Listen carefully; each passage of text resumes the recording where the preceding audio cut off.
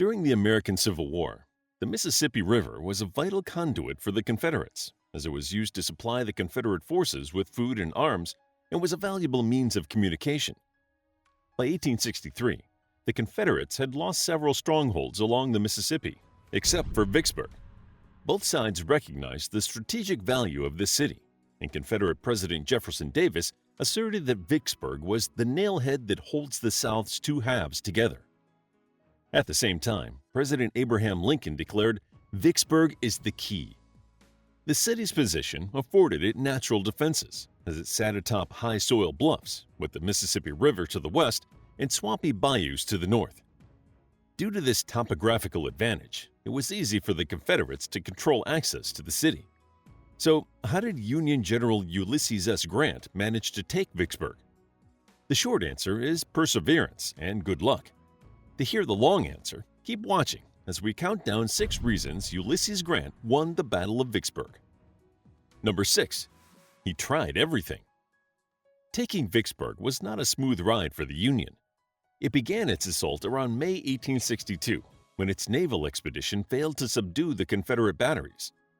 The summer of 1862 saw more unsuccessful attempts to gain a tactical advantage, and General Ulysses S. Grant was appointed to the project as the winter rolled around. Earlier in the summer, an attempt to divert the river by cutting a canal around Vicksburg began. It was intended to circumvent Vicksburg's defenses. Some even thought it would divert the course of the Mississippi, robbing Vicksburg of its strategic importance. However, after many men succumbed to heat exhaustion, malaria, dysentery, and a host of other illnesses during the summer, work had stopped before the canal was fit for navigation. Grant resumed work on the canal in January, and President Lincoln, intrigued by the plan, requested daily updates. Grant was not so optimistic about the project's success, but he saw it as a way to keep his men physically fit, motivated, and ready for a springtime offensive. Between January and March 1863, 5 more military operations, including an attempt to send gunboats up the Yazoo River, tried and failed to get close to Vicksburg. Grant referred to these maneuvers as experiments, as they only managed to prove Vicksburg's defensive strength. As work continued on the canal, there was a sudden rise in the river. Water broke through the dam and flooded the incomplete canal, causing the Union forces to send in 2 steam-driven dipper dredges in an attempt to clear the canal. Unfortunately, the dredges caught the attention of the Confederate artillery on the bluffs at Vicksburg, who opened fire and drove the dredges away. All work on the canal was abandoned, and Grant realized a drastic change in approach was needed. Grant decided the only course left would be to attack overland from the east. Number 5. He abandoned his supply lines. In order to approach Vicksburg from the east, Grant needed to get behind enemy lines. He marched his troops south on the west side of the Mississippi to find a safe crossing place. However, Grant would still need ships to get him and his men across the river. For this, he relied on Rear Admiral David D. Porter. During the evening of April 16th, Porter managed to get most of his gunboat fleet past Vicksburg, despite being under fire for over an hour. After a failed attempt to cross at Grand Gulf, Porter and Grant moved further downstream to Bruinsburg. Here, on April 30th, Grant and his men crossed the river successfully and entered enemy territory. At this point, Grant was relying on several small victories to allow supplies to come through to feed his men. But for now, they only had the rations they carried. Grant remained unperturbed. Earlier in the Vicksburg campaign, during a failed attempt to attack the city over land, Grant had been cut off from his supply lines. He had found that his men could easily find fresh food, including corn and meat. Therefore, the general was confident that his men would be able to find nourishment if he could not establish a supply line before he made his final assault on Vicksburg. However, it is a myth that he abandoned his supply lines altogether during his advance to Vicksburg. Grant contributed to the confusion by writing in his memoirs that he cut loose from his base on May 3rd. In actuality, his men were only without supplies from April 30th until they took Grand Gulf 3 days later. After the Union captured Grand Gulf, Grant ordered wagons to be sent there stocked with supplies. He intended to send rations and ammunition from Grand Gulf via a small country road bordering the Mississippi River floodplain. Many were skeptical that this narrow winding road would be able to supply his entire army, and General William T. Sherman urged Grant to stop all troops until your army is partially supplied. For this road will be jammed as sure as life if you attempt to supply 50,000 men by one single road. Grant promptly responded, I do not calculate the possibility of supplying the army with full rations from the Grand Gulf. What I do expect, however, is to get up what rations of hard bread, coffee, and salt we can, and make the country furnish the balance. It was definitely a gamble, but it paid off, and Grant's determination not to be deterred by a lack of supplies would soon result in victory. Number 4. He took Port Gibson first. While Vicksburg was the ultimate goal, Grant knew from experience that he shouldn't rush into it. His first target in Mississippi was Port Gibson, as it commanded the local road network between Grand Gulf and Jackson. This move would allow the Union access to the Southern Railroad, a crucial supply line for Vicksburg. After the failed attack at Grand Gulf, Major General J.S. Bowen realized that Grant intended to cross the Mississippi, and he reasoned that the Union forces would attack Port Gibson first. But Grant had attempted to throw the Confederates off his scent by sending Colonel Benjamin Grierson to lead a cavalry raid through the heart of Mississippi. Bowen begged Lieutenant General John Pemberton for reinforcements. However, Pemberton was not sure of Grant's plans, and that uncertainty made him unwilling to send troops from Vicksburg, which he had been ordered to hold at all costs.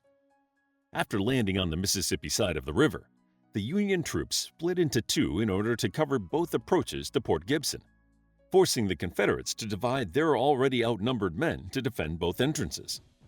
The fighting started in the early hours of May 1st, when Union soldiers ran into Confederate forces hidden in the dense undergrowth near Magnolia Church. Pemberton realized his mistake in denying Bowen reinforcements and eventually sent more troops. But it was too late. The Confederates were outnumbered and suffered heavy casualties. Bowen sent a message to his superiors saying, "The men acted nobly, but the odds were overpowering." He ordered a retreat, leaving behind hundreds of prisoners. In the aftermath of the battle, Bowen also ordered the evacuation of Fort Coben of Grand Gulf, giving the Union Army control of this area and allowing the Union soldiers on the Mississippi side access to the river. Port Gibson was the first weak link in the chain that secured Vicksburg, and Grant was able to take full advantage of that. Grant's defeat at Grand Gulf just a week earlier was rectified when his victory at Port Gibson yielded both Port Gibson and Grand Gulf to Union control. From here, Grant would be able to approach Vicksburg unopposed. Number 3. He intercepted Confederate reinforcements. Grant knew that if he was going to succeed in taking Vicksburg, he needed to ensure that the Confederates would not be able to bolster their forces. After his victory at Port Gibson, Grant did not head directly to Vicksburg. He wanted to approach Vicksburg from the east, but first he needed to ensure that Vicksburg's supply lines were under Union control. So he headed straight for the Southern Railroad of Mississippi. It was then that Grant heard that General Joseph E. Johnston was in Jackson and had brought reinforcements destined for Vicksburg. Grant realized he must deal with Johnston's forces before heading to Vicksburg.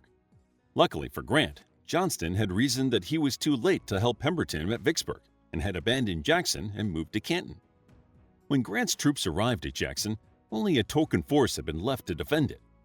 On May 14th, Grant easily took Jackson, destroying anything that might be of use to the Confederates.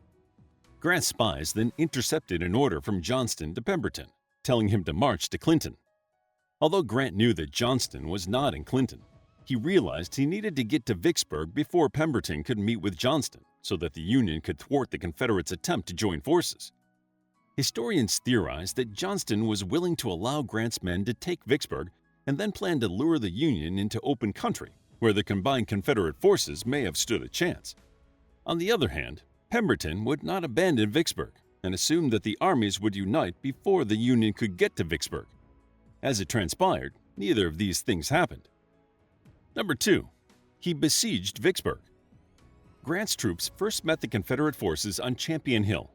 This decisive battle saw yet another victory for Grant and forced the Confederate troops to fall back. The Confederates were also divided, with Pemberton's men retreating to Vicksburg and others joining Johnston, who was still north of Jackson.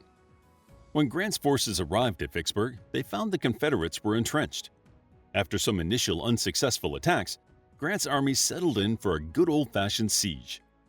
With the Confederate supply lines cut and reinforcements depleted, It was only a matter of time before Vicksburg would be in the hands of the Union. The strategic positioning of Vicksburg was now in the Union's favor, and Confederate attempts to rescue the troops trapped in the city failed. Inside the besieged city, the residents were rapidly running out of food. Under near-constant bombardment from the Union forces, civilians moved into tunnels dug from the hillside for protection. The townspeople and soldiers trapped in Vicksburg suffered from starvation, disease, and the constant threat of death. Number 1. He gave them an offer they couldn't refuse. After 47 days, the besieged Confederates realized that all hope for rescue had been lost, and the only way they could survive would be to surrender to the Union. In the face of starvation, the Confederate generals agreed to hear Grant's terms of surrender. However, despite their dire circumstances, they rejected Grant's first demand of unconditional surrender. Grant relented and returned with an offer of parole for the hard-fighting Confederates who had defended the city and staved off the Union for so long. Grant had realized that his army could not support prisoners on their scant supplies, so offering parole was beneficial to both sides. His offer to let the Confederate soldiers go came with the proviso that they would stop fighting the Union until Vicksburg was entirely under Union control. The Confederates knew they would not receive a better offer, and they conceded, relinquishing control of Vicksburg to Grant on July 4, 1863. The Union had won control of the Mississippi and split the Confederacy. 2 years later, the Union would win the American Civil War. How would you like to get a deeper understanding of history, impress your friends, and predict the future more accurately based on past events? If this sounds like something you might be into, then check out the brand new Captivating History Book Club by clicking the first link in the description. To learn more about the Battle of Vicksburg, check out our book, The Siege of Vicksburg, a captivating guide to the final battle of Ulysses S. Grant's Vicksburg campaign during the American Civil War. It's available as an ebook, paperback, and audiobook.